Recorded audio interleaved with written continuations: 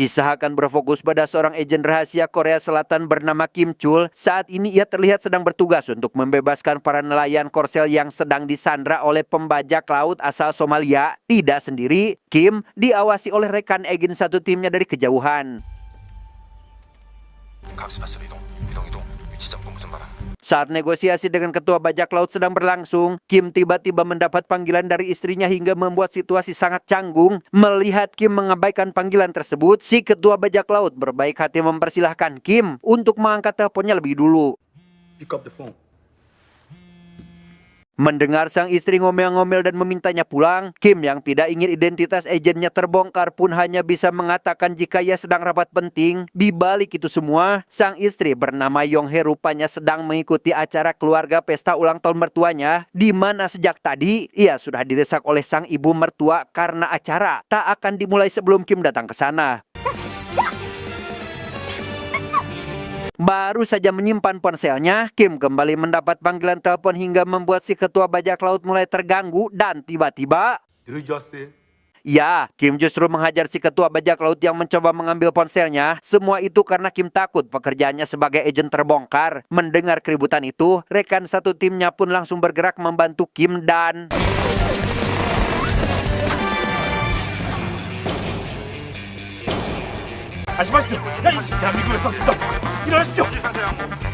Selesai misi membebaskan para sandera, Kim dan rekan-rekannya akhirnya bisa pulang dengan selamat. Yang sesampainya di rumah, acara pesta ulang tahun rupanya belum juga dimulai karena sang ibu menginginkan kehadiran Kim meski para tamu sudah mulai kelaparan.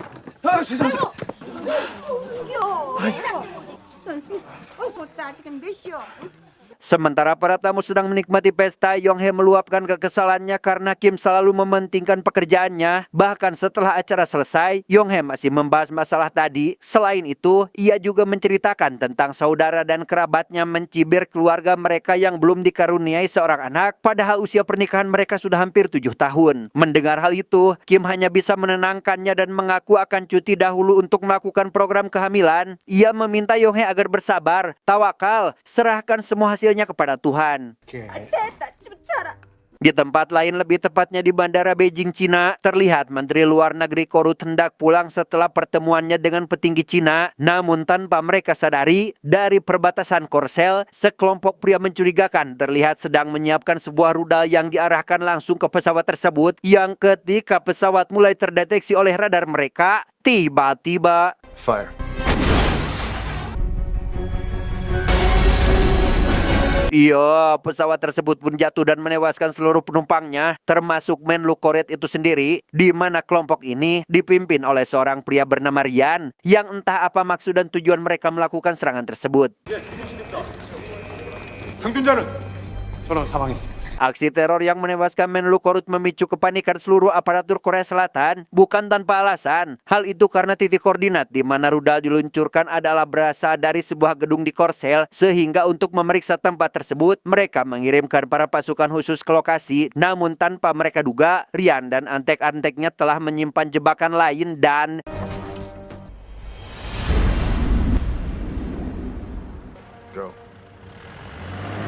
Di Istana Negara Korsel, Presiden Korsel menerima informasi jika anak dari mendiang Menlu Korut mengajukan suaka politik ke Korea Selatan, yaitu permohonan perlindungan karena merasa terancam di negaranya sendiri. Khawatir jika aksi teror berkaitan dengannya, Presiden pun segera meminta izin rahasia untuk mengurusi semua ini. 그렇지만 시간이 너무 촉박합니다. 안 됩니다. 모든 스케줄 그대로 유지합니다. Keesokan harinya, Kim dan Yonghae pergi ke dokter kandungan untuk merencanakan program kehamilan. Sebelum itu mereka harus memeriksa kondisi kesehatan reproduksi masing-masing. Yang setelah Yonghae dinyatakan tidak memiliki masalah, kini giliran Kim untuk menjalani pemeriksaan, sehingga ia diminta menonton video dewasa untuk mengambil sampel benih.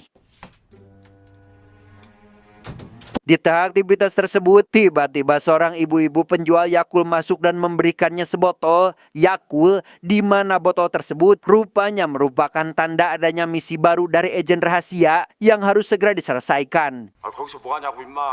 Dan benar saja, monitor di dalam ruangan tersebut langsung berubah menjadi panggilan dengan atasannya. Kita sebut saja Pak Komandan. Pak Komandan menceritakan terkait kematian Menlu Korut, ledakan pesawat, serta suaka politik yang diajukan oleh anak dari Menlu Korut. Pak Komandan menduga jika anak Menlu Korut mengetahui sesuatu tentang ledakan itu, mengingat 1 minggu lagi akan ada acara perundingan 6 negara, Kim pun diminta terbang ke Thailand untuk segera menjemput anak Menlu Korut detik itu juga. 지금 바로요? Dengan berat hati, Kim memberitahu Yong-hee jika ia harus pergi dengan alasan urusan bisnis. Hal itu tentu membuat Yong-hee marah, bahkan memutuskan pulang sendiri menggunakan taksi. Namun Kim tak membujuknya dan memilih langsung menjalankan misi.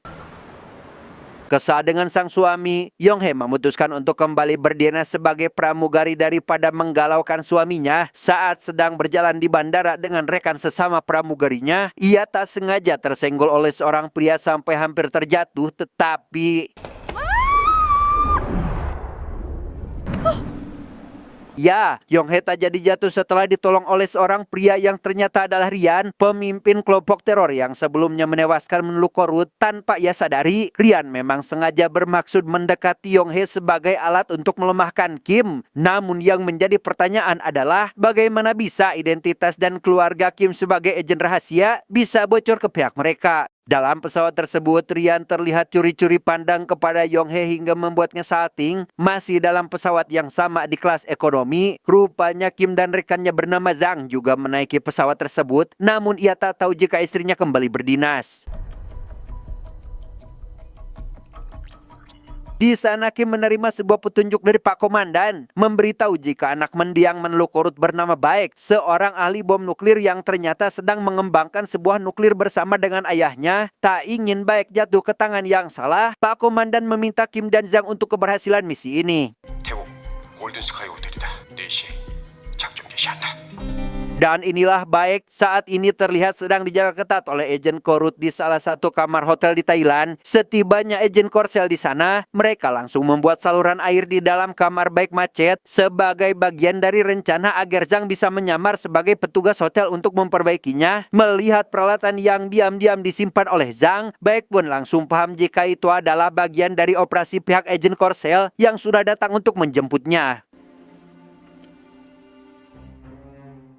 Sementara Baek menyiapkan pelarian dengan alat-alat itu, Kim segera menuju ke lantai 13 yang merupakan tempat pertemuannya dengan Baek. Namun saat hendak akan menaiki lift menuju ke sana, ia tidak menduga jika Yong-hee sedang menaiki lift yang sama. Saat Kim sedang berusaha menutupi wajahnya, ia tak sengaja mendengar percakapan Yong-hee dengan rekannya, mengajak Yong-hee bersenang-senang dan mencari kekasih satu malam daripada terus memikirkan suaminya. Di mana hal itu tentu membuat Kim kaget dan hampir saja kehilangan fokus jika pihak Rian ternyata sudah menunggu kedatangannya dan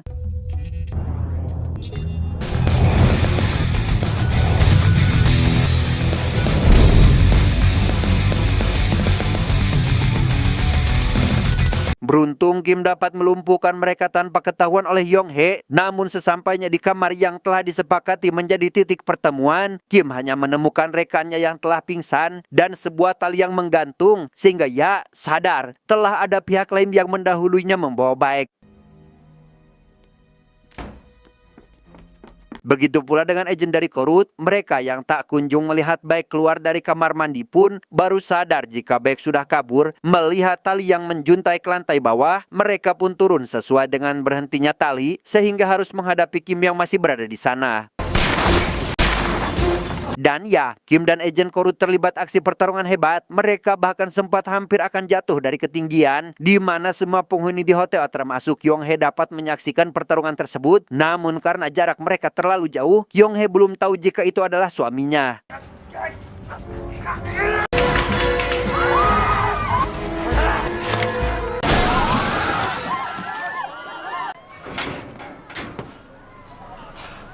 Selain Kim dan agen Korut, Rian juga terlibat dalam baku tembak dengan agen CIA atau Badan Intelijen Pusat Amerika yang bertugas di Thailand. Hal itu karena mereka juga tahu jika Baek berada di tangannya, di mana penyerangan itu membuat kelompok Rian mulai kewalahan, sampai Baek berhasil diamankan oleh pihak CIA.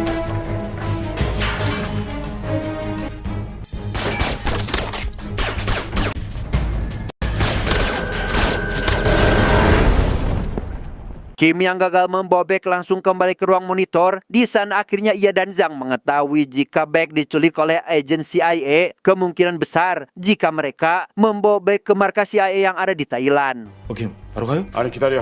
기와집에서 허가 떨어질 때까지 해.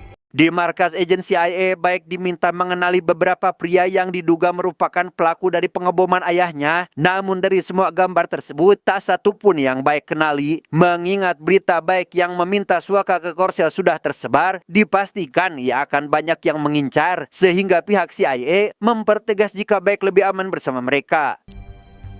That's most likely the wisest method. Di tengah rumitnya kasus tersebut, Kim justru memiliki tugas lain yaitu mengawasi Yong-hae karena takut ketemuan dengan laki-laki lain. Saat Yong-hae sedang jalan-jalan di sebuah tempat wisata, Kim sempat menghubunginya hingga membuat Yong-hae heran karena biasanya ia selalu sibuk. Namun di tengah percakapan tersebut, Yong-hae tak sengaja bertemu dengan Ryan sehingga mumpung jauh dari suaminya, Yong-hae pun langsung mematikan telepon tersebut membuat Kim langsung kebakaran jenggot. Should we go together?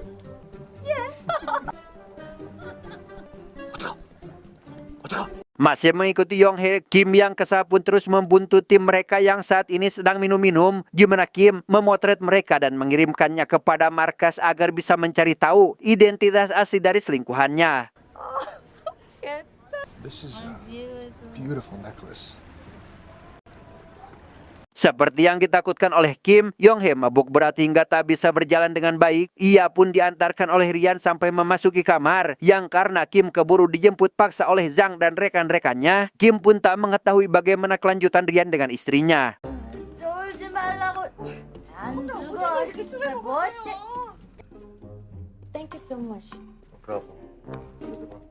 Di sana Kim semakin terpuruk dan mulai tak fokus dengan tujuan awalnya ke Thailand. Sehingga sebagai sahabat yang baik, Zhang menasehatinya agar fokus dan memarahi istrinya jika sudah pulang nanti. 아 근데 한 대 지금 말이야 막그 여자들 진짜 다 그렇다. 아, 하자. 그리고 지금 네 몸이 아니다. 어? Tak lama, Pak Komandan menerima perintah langsung dari Presiden Korsel untuk menangkap Baek kembali, di mana Baek rupanya ditahan di markas CIA yang disembunyikan dengan tampak depan seperti kafe, namun menyimpan berbagai rahasia penting di dalamnya. 어떡합니까? 김대리 대기하고 있습니다. 기와집에서 작전 시기 떨어졌다. 백설이 우리가 갔는 내일 당장 김대리 투입시켜. Dan inilah markas rahasia CIA yang sejak lama disulap menjadi sebuah kafe. Para pengunjung di kafe tersebut rata-rata merupakan seorang mata-mata atau intel. Namun selain itu, ada juga yang merupakan warga sipil, di mana Kim yang baru saja hendak menjalani misi, begitu terkejut saat melihat Ryan dan Yong-hae juga memasuki kafe tersebut. Dari kacamata yang sudah dilengkapi kamera tembus pandang, semua orang termasuk Pak Komandan yang sedang memantau mereka di markas tentu bisa menyadari jika Kim kembali tidak fokus setelah mendapati istrinya lagi. Kim justru mengawasi dan mengikuti Ryan ke toilet hingga membuat semua orang di markas tak sengaja melihat rudal milik Ryan.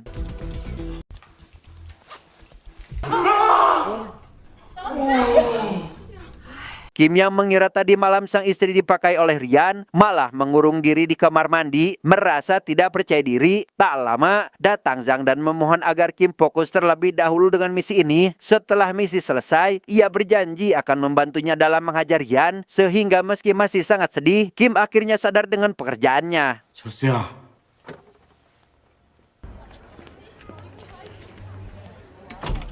Benar saja, di ruangan lain terlihat dua orang mata-mata yang merupakan anak buah Ryan sedang mencoba membobol pintu menuju ke ruangan inti. Namun beruntung, Kim yang datang tepat waktu pun berhasil melumpuhkan mereka.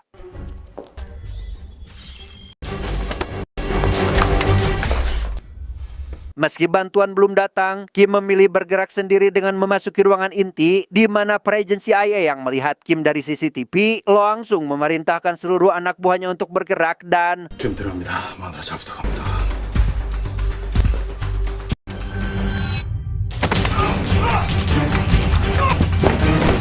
alhasil terjadilah keributan di ruang rahasia dan di kafe saat CIA memperingatkan keberadaan penyusup. Hal itu membuat para pengunjung yang bukan mata-mata berhamburan dan pengunjung yang menyamar langsung menyiapkan senjata apinya masing-masing.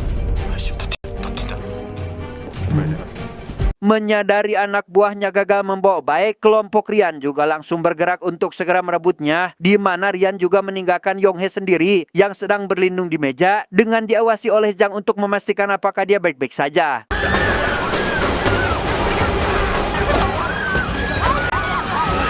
Kembali pada Kim yang ingin segera misi ini selesai, ia akhirnya berhasil menemukan target yaitu Baek. Setelah menghabisi beberapa kroco CIA, ia langsung membawa Baek ke suatu tempat penjemputan, kemudian mendorongnya ke sebuah truk yang telah disiapkan, sehingga kasus Baek ini telah berakhir. Selesai dengan baik, kini Kim bermaksud menyelamatkan sang istri, di mana situasi KP rupanya sudah sangat kacau dan Yong-hae cukup kesulitan untuk menghindari tembakan. Melihat sang istri masih hidup, Kim justru ragu-ragu saat akan menolongnya karena takut penyamarannya terbongkar. Namun saat sang istri akan tertimpa oleh lampu, Kim pun langsung bergerak menolongnya dan...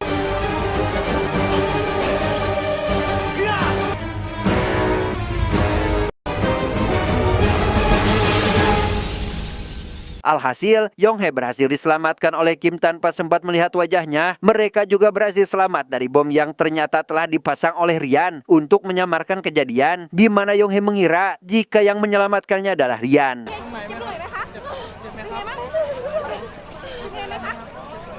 Keberhasilan misi menyelamatkan Baek membuat semua rekan-rekan di markas senang termasuk Pak Komandan yang di tengah momen bahagia tersebut, salah satu anggota menyadari jika ternyata Yong-hae sedang hamil muda karena tak sengaja terpotret oleh kacamata tembus pandang, sehingga mereka langsung mengabarkan hal ini kepada Kim. 축하한다. 너 아빠 됐다. 많이 벌어야 되겠네. 아빠 됐다. Singkat cerita, Kim dan semua rekannya termasuk Yong-hae sudah berada di Korea Selatan. Di kantor agen rahasia Korsel, Pak Komandan tiba-tiba menerima sebuah panggilan misterius, membocorkan semua nama mata-mata dari beberapa turis asing yang berada di Korsel, sehingga agen rahasia Korsel lekas menangkap mereka semua.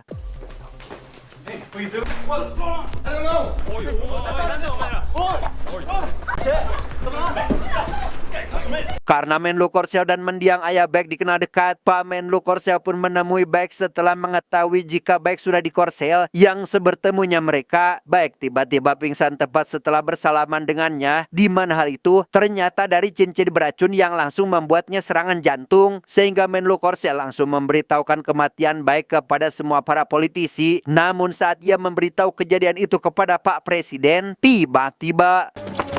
뭐야? 1급 국가반영 혐의로. Yo, Pak Komandan agen rahasia langsung menangkap Menteri Luar Negeri Korsel yang ternyata seorang pengkhianat, di mana beberapa jam sebelum pertemuannya dengan Baek, Baek sebenarnya sudah mengantisipasi kemungkinan ini dengan memakai sarung tangan khusus, sehingga rencana Menlu Korsel yang hendak akan menghabisinya berakhir dengan kegagalan. Diketahui, Menlu Korsel tersebut terlibat dalam sebuah organisasi elit global bernama AJ Corporation, bukan IQ7 Corporation, yang bertujuan menguasai perekonomian dunia. Sebelum kejadian peledakan pesawat, ayah Baek atau Menlu Korut sempat menjual persenjataan kepada perusahaan itu untuk membantu mengatasi masalah keuangan di negaranya. Namun yang tidak si ayah sadari adalah ia justru dikhianati dan dihabisi setelah tidak lagi dibutuhkan, yang mana puncaknya organisasi ini berencana menjatuhkan nilai saham perusahaan-perusahaan di Korsel sehingga mereka dapat mengambil alih perusahaan yang bangkrut dengan harga murah. 시장님 빨리 와보세요.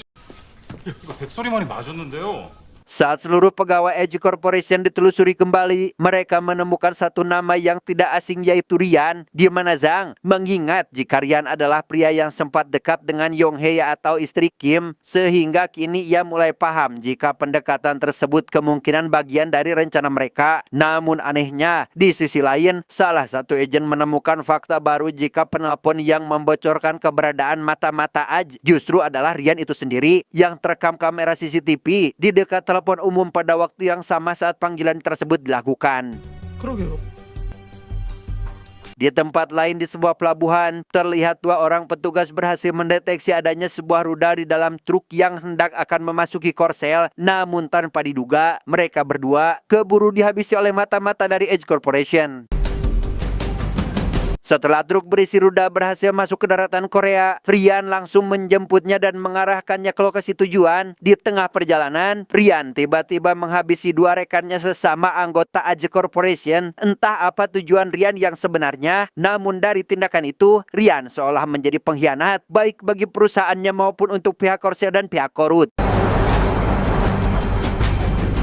Esok harinya Yong-hee ditangkap oleh agen rahasia untuk melakukan sesi interogasi. Di sana ia diberitahu jika Ryan merupakan orang jahat yang hanya memanfaatkannya saja sebagai bahan untuk melemahkan Kim. Yang tak lama, Yong-hee mendapat panggilan dari Ryan untuk mengajaknya bertemu di suatu tempat, sehingga untuk menangkapnya segera, Zhang pun memiliki ide untuk bekerja sama dengan Yong-hee, meminta agar ia menerima ajakannya. 잘 어울리시네요.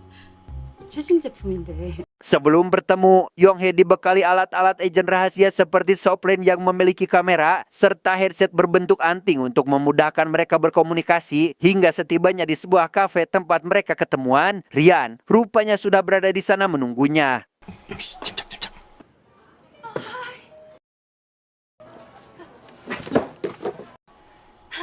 Tanpa banyak basa-basi, Ryan tiba-tiba membawa Yong-hee pergi ke suatu tempat. Namun untungnya Zhang dan rekan-rekannya langsung mengikuti Yong-hee dari belakang, di mana Ryan juga sadar jika Yong-hee sedang bekerja sama dengan pihak agen rahasia Korsel. 친구들이랑 같이 왔어요? 친구. 꼭 잡으세요.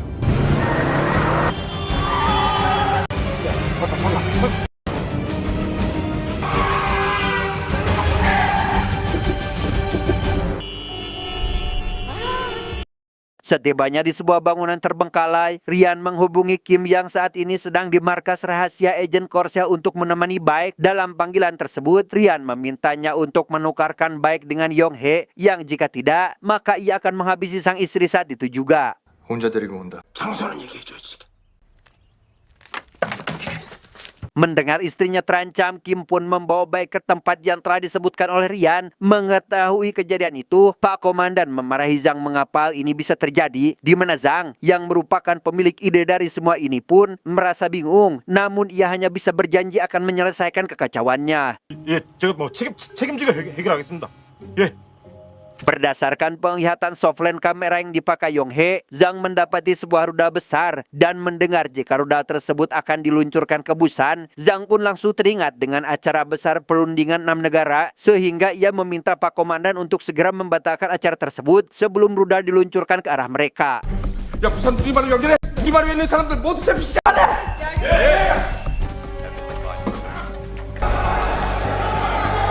Di sana Yong-hee pun mulai bertanya akan kemana rudal ini diluncurkan, di mana Ryan tanpa ragu menjawab jika rudal ini akan diluncurkan ke Pyongyang dengan tujuan ingin menciptakan perang, sehingga Zhang kembali melaporkan semua itu untuk mengevakuasi warga Korut di Pyongyang. 평양입니다. 빨리 평양 힘들 대피시켜요. Saat menelusuri riwayat hidup Ryan lebih lanjut, Zhang menemukan fakta jika Ryan merupakan mata-mata Korut yang pernah ditugaskan di AS. Pada tahun 2000-an, Ryan sempat menjadi buronan CIA namun mendapat penolakan ketika mencoba meminta perlindungan ke Korut. Selain itu, ia juga mendapat penolakan saat mengajukan suaka politik ke Korsel, dan karena merasa sakit hati oleh kedua negara tersebut, Ryan akhirnya pergi ke Eropa, bekerja sebagai tentara bayaran di AJ Corporation. Ia pun memiliki hubungan langsung dengan Jenderal Martin yang merupakan sosok paling penting atau dedengkotnya pengembang senjata militer berskala besar. Jenderal Martin sendiri memiliki ambisi untuk menciptakan konflik di semenanjung Korea, dan Ryan merasa jika hal itu sejalan dengan dendamnya terhadap kedua negara itu. Sementara alasan mengapa Jenderal Martin mengincar Baek adalah karena Baek dikenal sebagai ahli nuklir paling cerdas yang akan ia manfaatkan untuk kepentingan pembuatan senjata. 그러니까 백설이만 있으면 핵무기를 만들 수 있다는 얘기고요. 자산 가치가 수천억이 넘고요. 제너럴 마틴 선수 탐낼만 하죠. Kembali lagi kepada Kim, ia dan Baek akhirnya tiba di tempat penukaran sandera, di mana Yong-hee yang melihat suaminya memegang senjata begitu terkejut dan baru tahu jika inilah pekerjaan asli suaminya. Yang ketika Yong-hee dan Baek saling berjalan untuk bertukar posisi, tiba-tiba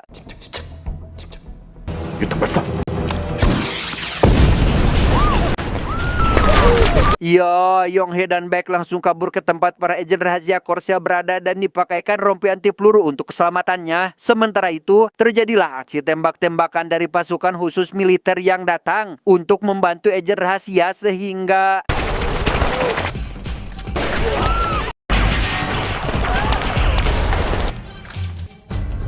Merasa kewalahan, Rian langsung melempar sebuah senjata berbasis gelombang suara. Tidak seperti granat konvensional yang mengandalkan pecahan logam, granat ini menggunakan gelombang suara intensitas tinggi yang dapat melemahkan atau menghancurkan target.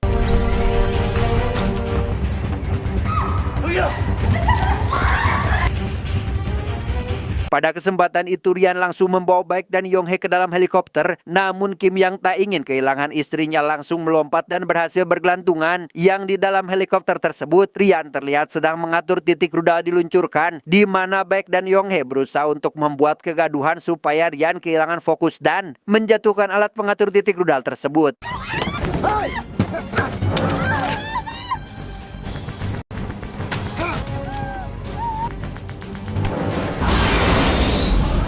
Tak lama, Kim berhasil memasuki helikopter dan menyerang Rian, di mana Baek menggunakan kesempatan itu untuk mengubah arah titik ledak rudal ke lautan lepas, sehingga setelah ia berhasil mengubahnya, Yong-hye terpaksa menembak Rian karena hampir akan menjatuhkan suaminya dari atas heli. Goodbye, my friend.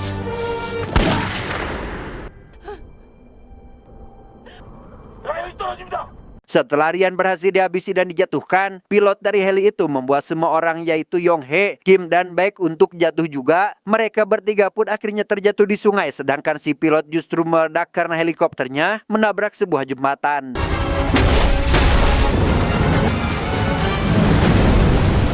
Alhasil, Kim, Yong-hye, dan Baek berhasil diselamatkan oleh pasukan khusus saat sedang di atas kapal. Yong-hye yang mulai menyadari pekerjaan suaminya berisiko tinggi pun kepo dengan gaji yang selalu diterimanya selama ini. Menyadari gajinya hanya UMR dan tidak sepadan dengan risiko yang didapat, Yong-hye kembali memarahi suaminya lagi. Namun Kim segera mengingatkan agar jangan marah-marah karena sebentar lagi Yong-hye akan menjadi seorang ibu.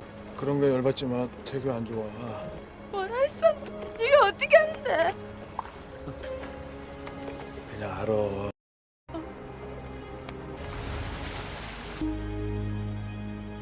Pada akhirnya, Jenderal Martin dan organisasi Aji Corporation berhasil dibongkar dan diadili karena memanfaatkan konflik antara Korsya dengan Korut demi cuan semata. Yang setelah semuanya selesai, Pak Komandan mengabarkan kepada Kim dan Zhang jika mereka akan mendapatkan kenaikan gaji.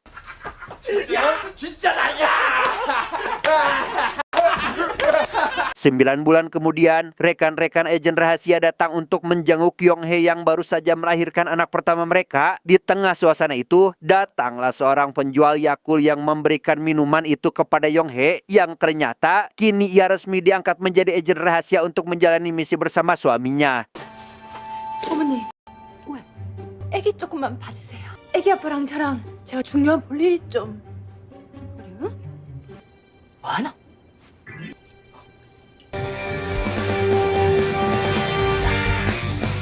Tamat, ending yang sangat membagongkan.